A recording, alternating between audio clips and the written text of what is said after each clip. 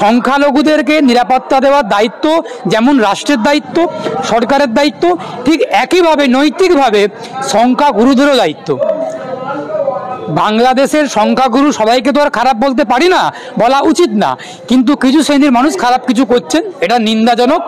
ওদের পরিস্থিতির পরিবর্তন হোক, বাংলাদেশে শান্তি ফিরে আসুক, এবং বাংলাদেশে শান্তি ফেরার ক্ষেত্রে ভারত সরকার পদক্ষেপ করুক, মোদী সরকার, বিজেপি সরকার পদক্ষেপ করুক, ওই ভুয়ো কথা না বলে কাজের কাজ কিছু করুক। পাশাপাশি বাংলাদেশের প্রচুর সংখ্যাগুরু মানুষরা আছেন যারা কখনোই এটাকে সমর্থন করেন না। ঠিক সেমভাবে ভারতবর্ষের ইউপিতে, মহারাষ্ট্রে, গুজরাটে, হরিয়ানাতে সংখ্যালঘুরা, দলিতরা, শিডিউল কাস্ট, শিডিউল ট্রাইবরা আক্রান্ত হচ্ছেন।